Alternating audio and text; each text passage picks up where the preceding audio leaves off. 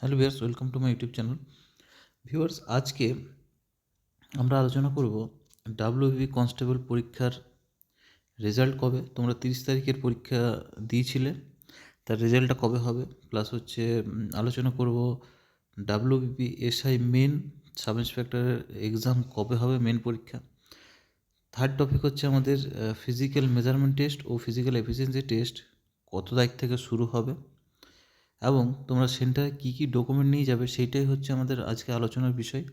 তো যদি চ্যানেল নতুন থাকো অবশ্যই সাবস্ক্রাইব করে নোটিফিকেশান বেলটা কিন্তু অন করে দিও, তাহলে যখনই আমি ভিডিও ছাড়বো তোমাদের কাছে নোটিফিকেশান পৌঁছে যাবে। তো দেখো, সবার প্রথমে আমরা জানবো ডাব্লিউবি এসআই মেন পরীক্ষা কবে হবে।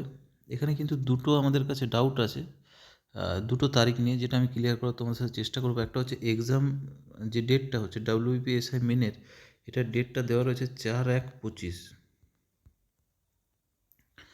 আর মাঠের ডেটটাও বলে দিচ্ছি কবে হবে।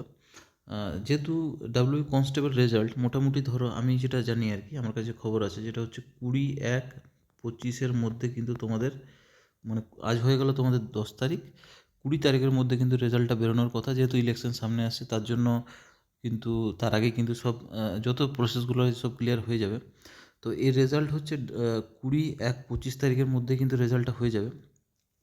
সেকেন্ড হচ্ছে তোমাদের ডাব্লিউবিএসআই মেন, যেটা তারিখটা দিয়েছিল 4/1/25, আর মাঠের ডেটটা রয়েছে আমাদের 5/1/25 থেকে 18/1/25, এর মধ্যে তোমাদের মাঠ কমপ্লিট হয়ে যাবে। একটু লম্বা প্রসেস আছে, অনেক দিন চলবে। এবার যেটা হচ্ছে 4 তারিখে তোমাদের ডেট দিয়েছে ডাব্লিউবিএসআই, 5 তারিখ থেকে মাঠ আছে। তো আমার কাছে যেটা খবর আছে, যে খবরটা রয়েছে সেটা হচ্ছে 4 তারিখের পরীক্ষাটা সম্ভবত কিন্তু চেঞ্জ হওয়ার চান্স আছে। কারণ অনেকে এমন ক্যান্ডিডেট রয়েছে যারা মেনের জন্য যারা প্রিপারেশান করছো, ক্লিয়ার করেছো, আবার ডাব্লিউবি কনস্টেবলের জন্যও কিন্তু মোটামুটি পাস করে যাবে, এমনও ক্যান্ডিডেট রয়েছে যারা পাস করে যাবে। তো দুটো পরীক্ষা একসাথে দেওয়া সম্ভব না। 4 তারিখে কেউ মেন দিয়ে আসবে, 5 তারিখে মাঠ পড়ে যাবে, এটা সম্ভব না। সেন্টার একই জায়গায় হবে না, দুটো কিন্তু আলাদা আলাদা হচ্ছে। তো সেই জন্য মেনের পরীক্ষার ডেটটা কিন্তু চেঞ্জ হতে পারে, যেটুকু খবর আছে আর কি।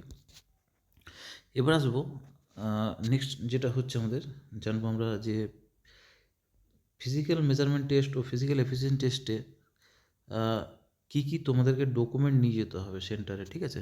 যেটা হচ্ছে তোমাদেরকে অ্যাডমিট কার্ড প্রথমে ডাউনলোড করে নেবে। প্রথম কথা, অ্যাডমিট কার্ড নিয়ে যাবে। অ্যাডমিট কার্ডের সাথে তোমরা নিয়ে যাবে আধার কার্ড থাকবে,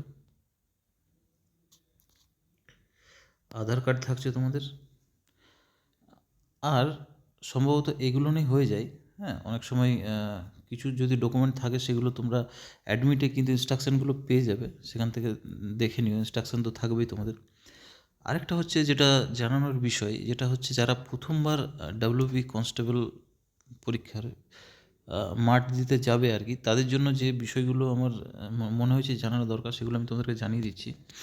দেখো, মাঠে তোমাদেরকে যখন তোমরা যাবে, যেহেতু তোমরা প্র্যাকটিস করছো, 400 মিটারের মাঠ হয়, 400 মিটারের মাঠ হবে, ঠিক আছে, 400 মিটারের মাঠ হবে, 400 মিটার 4 রাউন্ড তোমাদেরকে মারতে হবে, সেটা 4 রাউন্ড কমপ্লিট হয়ে যাবে। তো যখন তোমরা মাঠে যাবে, সেখানে কিন্তু তোমাদের যেহেতু তোমরা প্র্যাকটিস যদি ছোটো মাঠে করো, তাহলে বড় মাঠের ক্ষেত্রে তোমাদের সুবিধা হয়ে যাবে। কারণ যদি কেউ 200 মিটারের মাঠ থাকে যদি তোমাদের, তাহলে যখন তোমরা মাঠে যাবে, তাহলে 8 রাউন্ড তোমাদেরকে প্র্যাকটিসে যদি 8 রাউন্ড করতে হয়, সেখানে কিন্তু 400 মিটারের মাঠে তোমাদেরকে 4 রাউন্ডে কমপ্লিট হয়ে যাবে। তো দেখো, যখন তোমরা প্রিপারেশান করছো মাঠের জন্য, এখানে প্রত্যেকটা টার্নিংয়ে কিন্তু মাঠগুলো কিন্তু পুরো গোল হয় না, হ্যাঁ ঠিক আছে, একটু ডিম্বাকৃতি হয়। তো প্রত্যেকটা টার্নিংয়ে কিন্তু তোমাদেরকে স্লো করতে হয়, সেই জন্য তোমার স্পিডটা কিন্তু কমে যায়। কিন্তু যখন বড় মাঠে যাবে, সেখানে ক্ষেত্রে তোমাকে 4 রাউন্ডে কিন্তু কমপ্লিট হয়ে যাচ্ছে, সেই জন্য তোমাকে রাউন্ডটা কম হয়ে যাচ্ছে, ব্রেকটা তোমাকে কম করতে হচ্ছে, সেই জন্য কিন্তু ওখানে তোমার টাইমটা কিছু সেকেন্ড হলেও তোমার বেঁচে যাবে। তো সেই জন্য ছোটো মাঠে প্র্যাকটিস করলে বড় মাঠে অনেক সুবিধা হয়ে যায়, এটা একটা অ্যাডভান্টেজ পাওয়া যায়।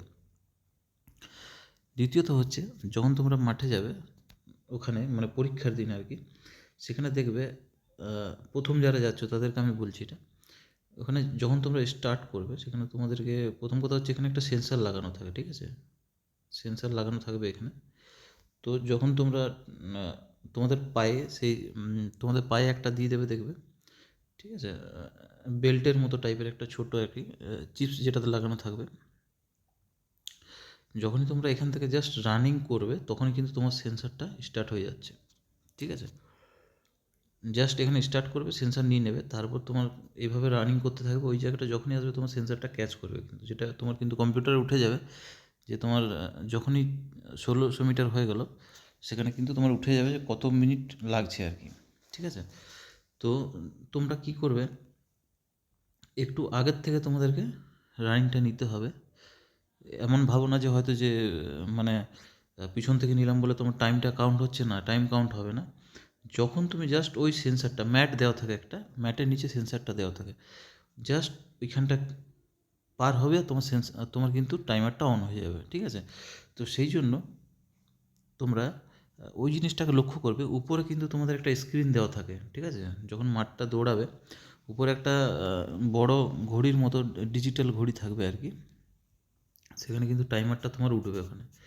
তো ওইটার দিকে লক্ষ্য রাখবে আর স্পিডটা কন্টিনিউ রাখার চেষ্টা করবে, যাতে শেষ শেষ সময়টা যাতে একটু স্ট্যামিনাটা রাখা যায়, সেইভাবে কিন্তু প্র্যাকটিস করবে। আর লম্বা রানিং করতে হবে ডেলি।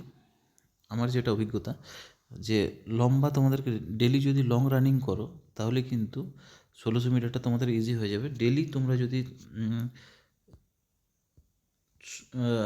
7 দিন যদি তোমরা প্র্যাকটিস করো, 7 ডেজ, 7 সপ্তাহে আর কি, 7 ডেজের মধ্যে তুমি যদি 5 থেকে 6 দিন সম্ভবত যদি লং রানিং করো, ঠিক আছে, লং রানিং মানে হচ্ছে 3 থেকে 4 কিলোমিটার ডেলি রানিং যদি করো, তাহলেই তোমার স্ট্যামিনাটা বাড়বে।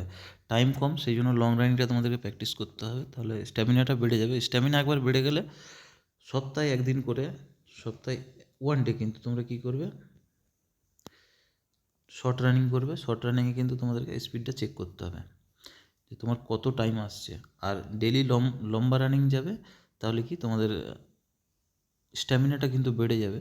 আর ডায়েটিং তো ফলো করতেই হবে, তাছাড়া তোমরা পারবে না। স্ট্যামিনা বাড়ার জন্য অনেক কিছু ডায়েটিং আছে, সেগুলো তোমরা ইন্টারনেটে পেয়ে যাবে কীভাবে করবো। অনেক অনেক একাডেমি রয়েছে যে যারা আর কি এইসব ফিজিক্যালের জন্য প্র্যাকটিস করায়, তো তাদের কাছে অনেক টিপসগুলো নিয়ে নেবে, দেখে নেবে কীভাবে করতে হয়, তারা আরও ভালো বলতে পারবে।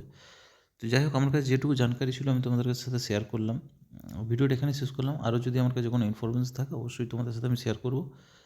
আর যদি এখনও সাবস্ক্রাইব করোনি অবশ্যই সাবস্ক্রাইব করে নিও চ্যানেলটা। ততক্ষণের জন্য রাখছি, পরে আবার নতুন ক্লাস নিয়ে আসবো। টাটা।